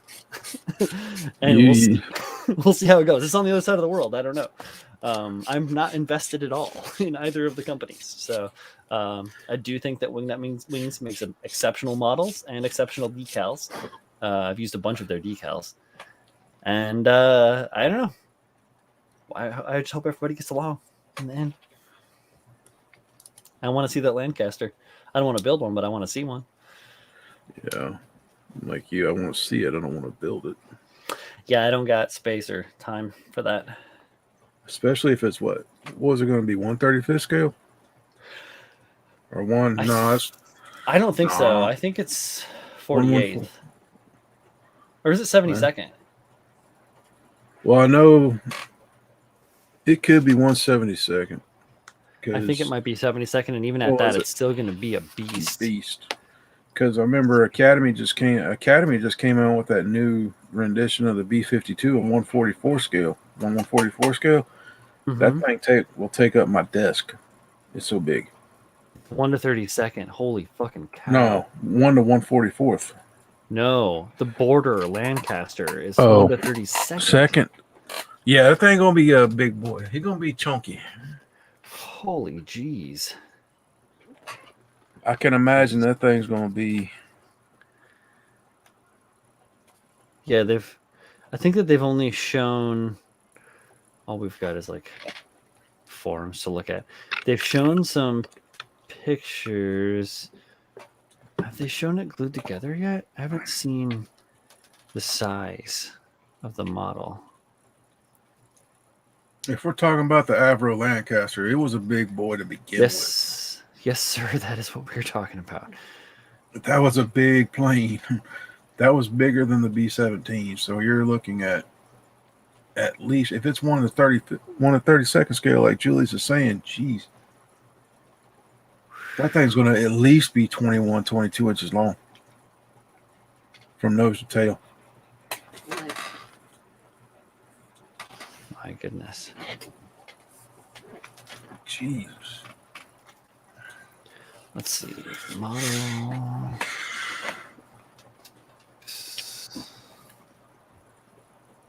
Nah, I don't want to deal. I'm good. Yeah, whoever wants it, they can have it. Let's see. What does E-Models have to say about it?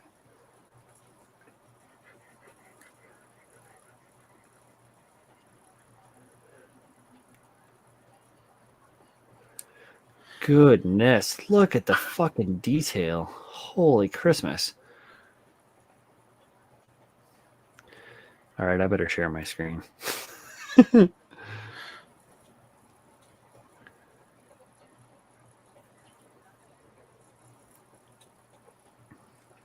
Yeah, Julius. I looked it up too. Julius, right on. Scalemates says good shit. Sharing my screen. Bingo. Look at that shit.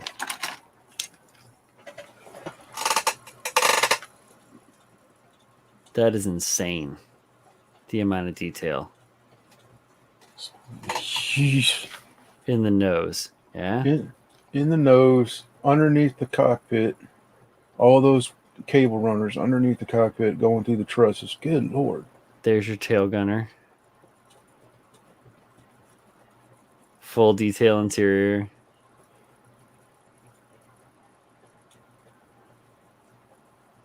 There's the nose all buttoned up. So all that detail just hidden behind. And then there's the art for it.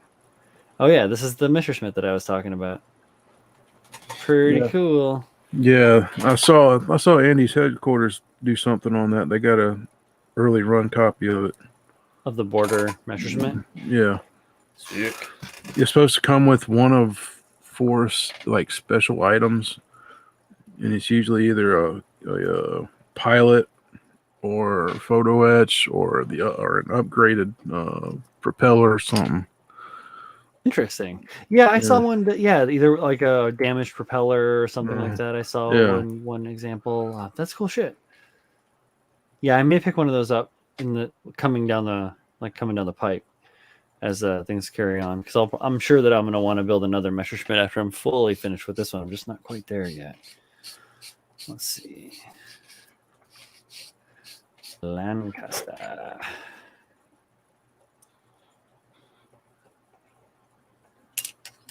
Yeah. Yeah, give me all your cookies. I don't give a fuck. Why for did you do this?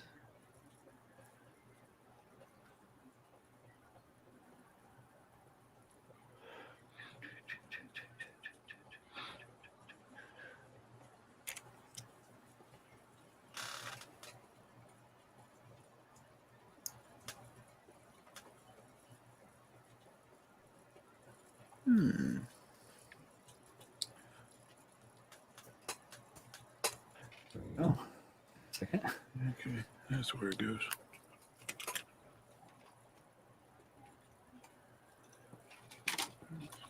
Yeah, it doesn't have anything more than just like that. It's 1 to 32nd scale.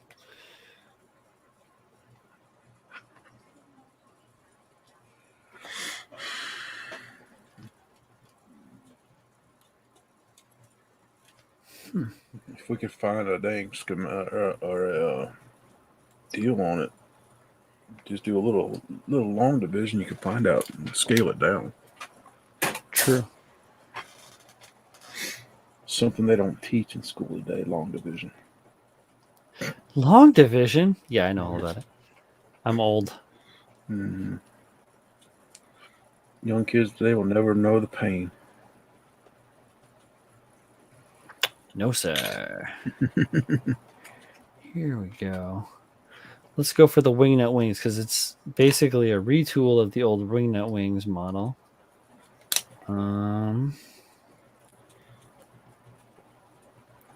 What does the old one look like? Just shows a bunch of aftermarket. Blah, blah, blah, blah, blah. All right. Tell me what I want to know, Internet. Wait, Thomas, you said Oscar Isaac is in talks to play Snake Plissken? Are they going to do another Escape movie? I've heard about that, actually.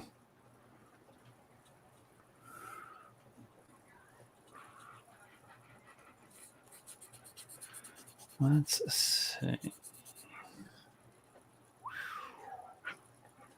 My goodness. Robert, I'm pretty sure that one's in the works with somebody. It could be Polar Lights. It could be Tamiya. I don't think Tamiya would do it, but a lot of your sci-fi guys would probably be interested in doing it.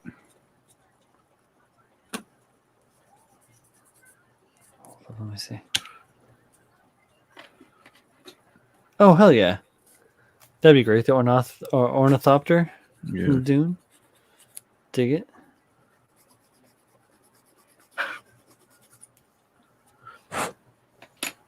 Which I have Solid not- Snake. Yeah. So, Metal Gear Solid, huh? yeah, Metal Gear Solid. I've heard about that, actually. Believe it or not. All right. I'm on the Wingnut Wings site.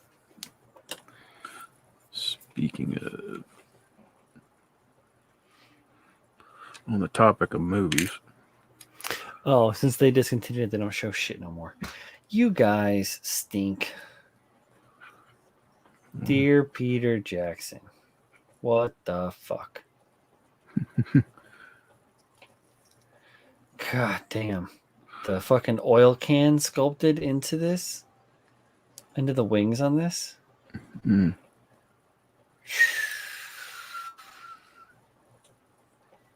Funky butt lover. Holy cow. Johnny on the spots. You know, the thing behind the first Dune was the original artist or the original set designer was using actual art concepts from Frank Herbert himself to make the sets and make the practical effects. Mm-hmm. So that's why it looks so good. It'd be crazy if they'd used some of H.R. Giger's test works for Dune that he'd done. Mm-hmm. Yes, Johnny on the spot. I did say funky butt lover, which is a mild quote from the movie Rookie of the Year, if you're familiar with it. Oh my God, I ain't seen that in ages. I know, right? Yeah, I saw like 65% of the new Dune, and then I had to put it on the back burner until I can sit down and watch it in its entirety with Colleen when she gets a moment, or when I get a moment too. So I just wish they'd go ahead and not just do the original Dune, but do Children of Dune, God Emperor of Dune, the whole 6-book series. But they're gonna make a second movie already, right? They're slated. I think so. So that's cool. Everything I saw, I loved Lynch's Dune. I have seen many of the different iterations of Lynch's Dune. Like from the get it at the video store to the friend's dad's bandmate had a VHS that has an extra long version of it that's It was the Yeah. original director's cut.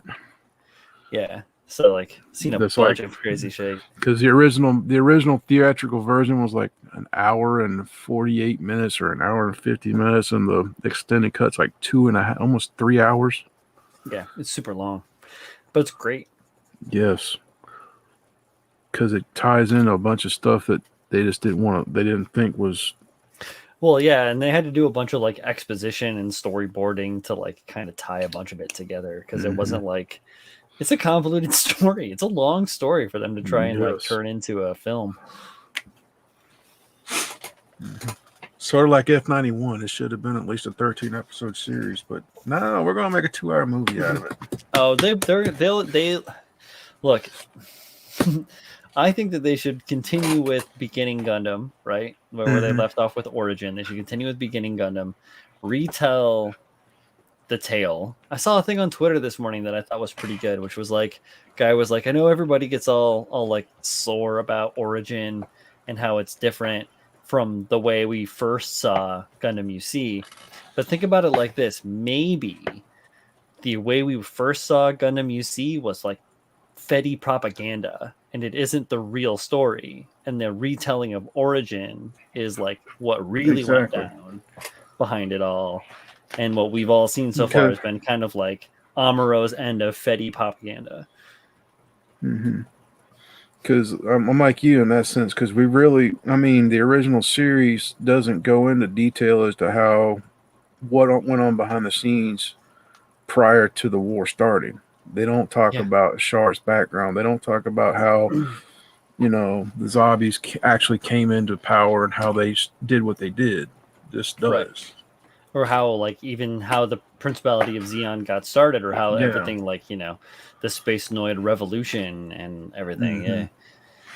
All you hear is Daikum on his deathbed pointed his finger at Daegwin, and Daegwin walked up to him and said, "You want me to be the prime minister? Okay, whatever." Right. That's 1970 storytelling. Yeah. On a shoestring budget. And that's exactly. Says, everything is petty propaganda. Respect. I've already claimed that NASA's found freaking asteroid that's worth 70,000 times the entire world's Oh yeah, combined economy. Yeah. Yeah, or the diamond one. Yeah. Yeah. That's the thing. Resources are relative. You like stay terrestrial, you're limited. But if you start to get out there extraterrestrially and start to do this shit, work with your Lagrange points, work with your 0G mining, you get a good chance to do some great things if we work together. And Johnny in the Spot says, but Bitcoin. Truth, or Dogecoin, or memes, just all memes. It's all about memes these days. Justin, you ain't the only one. I got one too. I do not have a Xeon tattoo, but I have not gotten tattooed in a many long taunt of years. So, buy Bitcoin, says Johnny on the Spot. I thought you were saying, but Bitcoin, like the Bitcoin bros would be like, we can't go out into space. Oh, there it is. My big old Xeon tattoo on my shoulder. There it is. And I'm proud to say I'm part of the Delage fleet. Nice. Robert Kurt says, I'd go for an intersection of UC and The Expanse. True. Like hard science fiction. Yeah. And that, I'm with it. Right on, Johnny on the Spot. That's funny. They were who's talking about The Expanse? It was On the Bench podcast. If you guys listen to On the Bench podcast out of Australia, good guys. It's Dave, Ian, and Julian down in Australia. And on their last episode, they were talking about how well The Expanse does like hard science fiction, where like how like Star Wars got it all wrong, where they're like swooping through space, like, and you can hear the engines like, you can't hear any of that shit in space. You hear nothing in space. There's no noise. You don't see there's explosions don't go. It's just like and it's gone. So I think the Expanse does real good shit with that. Let's see. Johnny says, I would love expansion into the Starship Trooper series, like how they had the Roughnecks animated series. Yeah, that was like late 90s Roughnecks animated series was like one of the first, like one of the early CG animation ones. It was good. I just kind of hate how they turned it into a B-rate franchise, though, because it was a pretty good first movie. Mm-hmm. Yeah, the first movie was pretty good. I remember seeing it in the theater. It was hype. Yeah. I can't remember if I think it was a sophomore in high school that came out. Can't remember if I was a sophomore or a junior. It might have been a junior.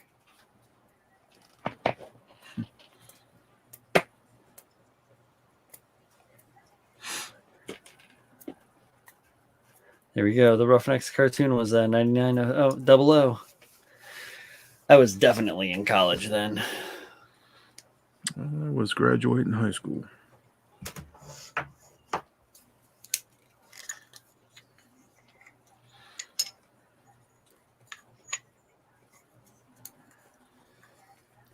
Well, here we are at about 2 hours in, Drew. I think we're going to call this one. I'm going to call it. Yeah. Thank you guys for being so patient in the front end while I got my ducks in a row. And Drew joined me. Appreciate you for coming through, Drew, again. You're welcome to come by Thursday. We're going to be doing another live stream, Workbench style.